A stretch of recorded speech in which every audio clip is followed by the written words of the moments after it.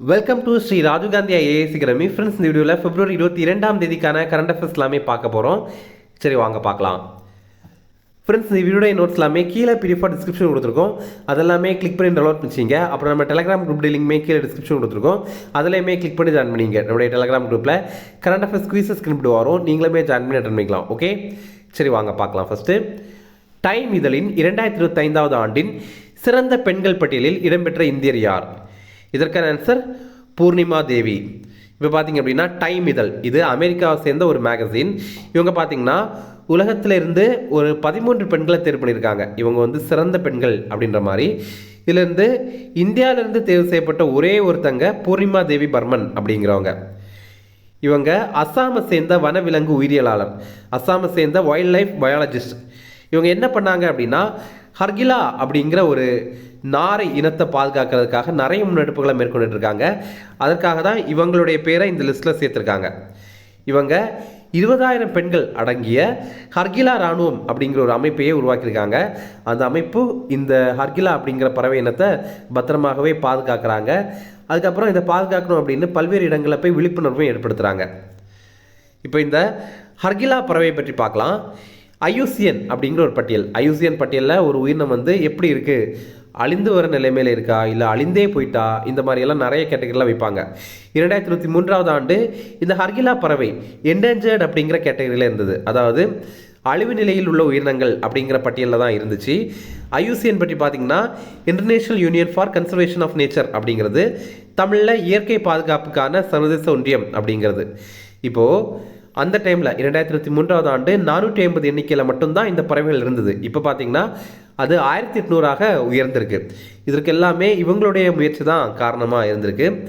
இப்போது இந்த ஐயூசிஎன் ஸ்டேட்டஸில் இந்த பறவை எந்த இடத்துல இருக்குது அப்படின்னா ரொம்பவே முன்னேறி இருக்குது. அச்சுறுத்தலுக்கு உள்ளாகும் உயிரினங்கள் அப்படிங்கிற கேட்டகரியில் அது வந்துடுச்சு. அடுத்தது, உலக நினைவாற்றல் திறன் போட்டியில் வெற்றி பெற்ற இந்தியர் யார்? இதற்கான ஆன்சர் விஸ்வா ராஜகுமார். இப்போ பார்த்தீங்க அப்படின்னா அமெரிக்காவில் சர்வதேச நினைவாற்றல் திறன் போட்டி அப்படிங்கிறது நடைபெற்றது. இதில் என்ன பண்ணணும் அப்படின்னா எண்கள், படங்கள், அப்புறம் சொற்கள், இதை வந்து வரிசையாகவும் விரைவாகவும் மனப்பாடம் செஞ்சு அதை மறுபடியும் நினைவுபடுத்தணும். அந்த மாதிரி ஒரு போட்டி தான் இது. இதில் நம்ம இந்திய மாணவரான விஸ்வா ராஜகுமார் அப்படிங்கிற ஒரு சாம்பியன் பட்டம் வந்து வென்றிருக்காரு. இவர் புதுச்சேரியை சேர்ந்தவர். இவர் என்ன பண்ணாருன்னா வெறும் 13.5 வினாடிகளில் 80 இலக்கங்களை மனப்பாடம் பண்ணியிருக்காங்க. 80 டிஜிட்டை வந்து அவர் மனப்பாடம் பண்ணியிருக்காங்க. இப்போ எக்ஸாம்பிள் பார்த்தீங்கன்னா 8, 2, 5, 4, 9, 0 இந்த மாதிரி நம்ம 80 நம்பரை சொன்னாலும் அவர் 13.5 நிமிடத்திலேயே 13.5 வினாடியிலேயே அதை வந்து மனப்பாடம் பண்ணியிருக்காரு. அடுத்தது, இந்தியாவின் முதல் வனவிலங்கு உயிரி வங்கி எங்கு திறக்கப்பட்டது? இதற்கான ஆன்சர் டார்ஜிலிங் உயிரியல் பூங்கா. இப்போ பார்த்தீங்க அப்படின்னா இந்தியாவிலே முதல் முறையாக பயோ பேங்க் அப்படிங்கிற ஒன்று உருவாக்கியிருக்காங்க விலங்குகளுக்காக. இதில் என்ன பண்ணுவாங்க அப்படின்னா இந்த விலங்குகளுடைய டிஎன்ஏவை வந்து சேர்த்துப்பாங்க, டிஎன்ஏயை சேகரித்து வச்சுப்பாங்க. இது எங்கே அமைத்திருக்காங்க அப்படின்னா மேற்கு வங்காளத்தில் பத்மஜா நாயுடு இமாலய உயிரியல் பூங்கா அப்படிங்கிற பூங்காவில் தான் அமைத்திருக்காங்க.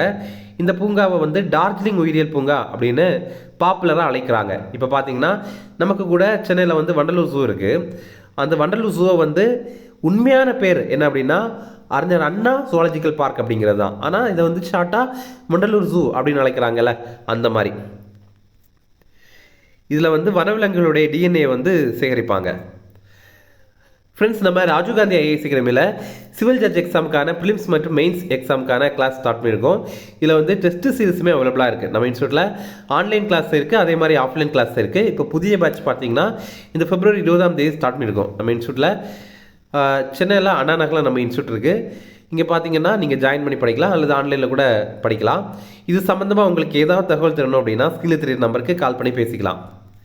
அடுத்தது, 1990 முதல் 2021ஆம் ஆண்டில் இந்தியாவில் தற்கொலை விகிதம் எவ்வளவு சதவீதம் குறைந்துள்ளது? இதற்கான ஆன்சர் 31.5%. இப்போ நம்ம இந்தியாவில் பார்த்திங்க அப்படின்னா சூசைட் ரேட் ரொம்ப குறைந்திருக்கு. அதை பற்றி பார்க்க போகிறோம். 1990 எல்லாம் 1 லட்சம் மக்கள் தொகையில் இந்தியாவில் 18.9 பேர் வந்து தற்கொலை பண்ணியிருக்காங்க. அதுவே 2021ஆவது ஆண்டில் 1 லட்சம் மக்கள் தொகையில் 13 பேர் தற்கொலை பண்ணியிருக்காங்க. இது குறைந்திருக்கு. 31.5% வந்து குறைந்திருக்கு. 2020 பார்க்கும்போது இந்தியாவில் படித்த பெண்கள் தான் அதிகமாக தற்கொலை பண்ணுறாங்க. முக்கியமான காரணமாக குடும்ப பிரச்சனைகள் இருக்குது. இப்போது உலக அளவில் ஒவ்வொரு 43 வினாடிக்கும் ஒருத்தர் வந்து தற்கொலை பண்ணுறாரு. ஓகே, இப்போது இந்த ரிப்போர்ட்டை வெளியிட்ட அமைப்பு இங்கிலாந்தை சேர்ந்த த லான்சன் பப்ளிக் ஹெல்த் அப்படிங்கிற ஒரு மேகசின், ஒரு இதழ் தான் வெளியிட்டிருக்காங்க. இப்போ ஒருத்தங்க வந்து நம்மக்கிட்ட சொல்கிறாங்க, எனக்கு சூசைட் பண்ணிக்கலாம் போல இருக்குது, வாழ்க்கையை விரக்தியாக இருக்குது அப்படின்னு சொன்னாங்க அப்படின்னா, நம்ம வந்து அவங்களுடைய கஷ்டங்களை கேட்கணும் அப்படின்னு சொல்கிறாங்க. ஆனால் நிறைய பேர் என்ன பண்ணுறாங்க அப்படின்னா, அவங்க என்ன சொல்ல வராங்க அப்படிங்கிறது கேட்காம இவங்க நிறைய அட்வைஸ் சொல்லிகிட்டே இருக்காங்க. நீ இதை பண்ணு, அதை பண்ணு, அப்படி பண்ணு, இப்படி பண்ணு அப்படின்ற மாதிரி எதுவும் இல்லாமல் சொல்லிட்டு இருக்காங்க. ஆனால் அவங்களுடைய கஷ்டத்தை உட்கார்ந்து கேட்டவங்க அப்படின்னாலே அவங்க வந்து இதை நம்ம அவங்கக்கிட்ட சொல்லிட்டோம் அப்படின்னு மனசு ஆறுதலாக இருப்பாங்க. ஓகே, அடுத்தது, தற்போது தமிழ்நாட்டில் சர்வதேச சித்த மருத்துவ மாநாடு எங்கு நடைபெற்றது? இதற்கான ஆன்சர் சென்னை. இப்போ சென்னையில் பார்த்திங்க அப்படின்னா சர்வதேச சித்த மருத்துவ மாநாடு அப்படிங்கிறது நடைபெற்றது. சென்னையில் கிண்டியில் தமிழ்நாடு டாக்டர் எம்ஜிஆர் மருத்துவ பல்கலைக்கழகத்தில் தான் நடைபெற்றது. என்ன தலைப்பில் அப்படின்னா, பொது சுகாதாரத்தில் சித்த மருத்துவத்தின் பங்கு 2025 அப்படிங்கிறது தான். இதில் வந்து அகத்தியம் 2025 அப்படிங்கிற நூல் வந்து வெளியிடப்பட்டது. இது 278 ஆராய்ச்சி கட்டுரை தொகுப்புகள் கொண்ட ஒரு நூல். இதை தமிழக சுகாதாரத்துறை அமைச்சரான மா சுப்பிரமணியன் அவர்கள் வந்து வெளியிட்டார். அடுத்தது, தல்ஜித் சிங் சௌத்ரி எந்த அமைப்பின் தலைமை இயக்குனர்? இதற்கான ஆன்சர் பிஎஸ்எஃப்.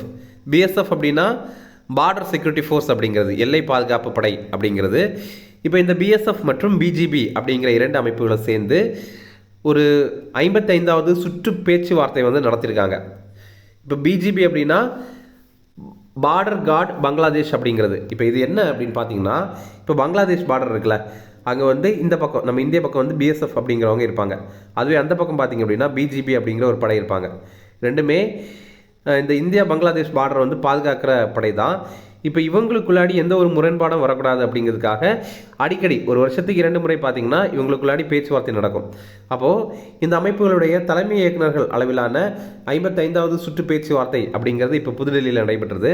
இதில் என்ன முடிவுக்கு வந்திருக்காங்க அப்படின்னா, 2 நாடுகளுக்கு இடையில் வேலிகள் அமைக்க போகிறாங்க. அதை அமைக்கிறதுக்காக 99 புதிய இடங்கள் வந்து கண்டுபிடிச்சிருக்காங்க.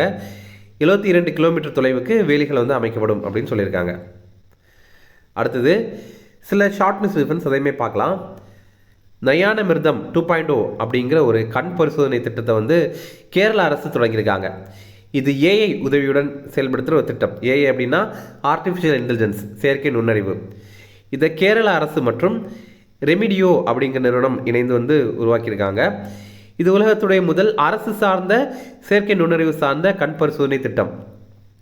இது வரைக்கும் தனியார் அமைப்புகள்கிட்ட இந்த மாதிரி இருக்குது, ஆனால் அரசு அமைப்புக்கிட்ட இல்லை. எந்த ஒரு கவர்மெண்ட்டுக்கிட்டையுமே இந்த மாதிரி இல்லை. இப்போ தான் கேரளா கவர்மெண்ட்டே இதை ஸ்டார்ட் பண்ணியிருக்காங்க. ஓகே, இதில் வந்து சர்க்கரை நோய், வயது தொடர்பான பிரச்சனைகள், இந்த மாதிரி பல்வேறு விதமான பிரச்சனைகள் இருக்கவங்களுக்கு கண் பரிசோதனை வந்து செய்யப்படும். அடுத்தது இம்பார்ட்டன்ட் டேஸ் பார்க்கலாம். உலக சிந்தனை தினம், இது பிப்ரவரி 22ஆம் தேதி, வேர்ல்டு திங்கிங் டே. இந்த ஆண்டுக்கான கருப்பொருள் நமது கதை அப்படிங்கிறது தான், அவர் ஸ்டோரி அப்படிங்கிறது. அடுத்தது உலக சாரணர் தினம், இது பிப்ரவரி 22ஆம் தேதி, வேர்ல்டு ஸ்கவுட்ஸ் டே அப்படிங்கிறது. இதை ஸ்கவுட்ஸ் டே அப்படின்னு சொல்லுவாங்க, அதே மாதிரி கைட்ஸ் டே அப்படின்னு கூட சொல்லுவாங்க. இப்போ ரீசெண்டாக பார்த்தீங்க அப்படின்னா, நம்ம தமிழக பள்ளிக்கல்வித்துறை அமைச்சரான அன்பில் மகேஷ் பொய்யாமொழி அவர்களுக்கு வெள்ளி யானை சிலை விருது அப்படிங்கிறது வழங்கியிருந்தாங்க. இதை யார் வழங்கினாங்கன்னா, பாரத சாரண சாரணியர் இயக்கம் சார்பில் தான் வழங்கியிருந்தாங்க. இப்போ இவர் வந்து இந்த சாரண சாரணியர் இயக்கத்தை சிறப்பாக செயல்படுத்தியிருக்காரு அப்படிங்கிறதுக்காக அன்பில் மகேஷ் பொய்யாமொழி அவர்களுக்கு வந்து இந்த விருதை வழங்கியிருக்காங்க. ரிவிஷன் பார்க்கலாம். டைம் இதழின் 2025வது ஆண்டின் சிறந்த பெண்கள் பட்டியலில் இடம்பெற்ற இந்தியர் யார்? இதற்கான ஆன்சர் பூர்ணிமா தேவி. அடுத்தது, உலக நினைவாற்றல் திறன் போட்டியில் வெற்றி பெற்ற இந்தியர் யார்? இதற்கான ஆன்சர் விஸ்வா ராஜகுமார். அடுத்தது, இந்தியாவின் முதல் வனவிலங்கு உயிரி வங்கி எங்கு திறக்கப்பட்டது? இதற்கான ஆன்சர் டார்ஜிலிங் உயிரியல் பூங்கா. அடுத்தது, 1990 முதல் 2021ஆம் ஆண்டில் இந்தியாவில் தற்கொலை விகிதம் எவ்வளவு சதவீதம் குறைந்துள்ளது? இதற்கான ஆன்சர் 31.5%. அடுத்தது, தற்போது தமிழ்நாட்டில் சர்வதேச சித்த மருத்துவ மாநாடு தற்போது எங்கு நடைபெற்றது? இதற்கான ஆன்சர் சென்னை.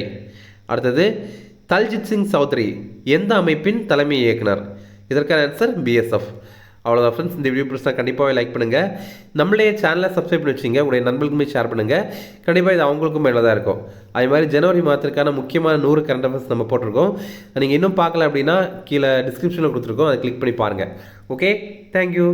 சென்னை ஸ்ரீ ராஜீவ் காந்தி IAS அகாடமியில UPSC, TNPSC Group 1, Group 2 மற்றும் TNPSC civil judge, APP exam உட்பட police sub inspector, field surveyor, land draftsman ஆகிய பணிகளுக்கான சிறப்பு கோச்சிங்ல ஜாயின் பண்ணுங்க. 100% பாஸ் பண்ணுங்க, அரசு அதிகாரி ஆயிடுங்க.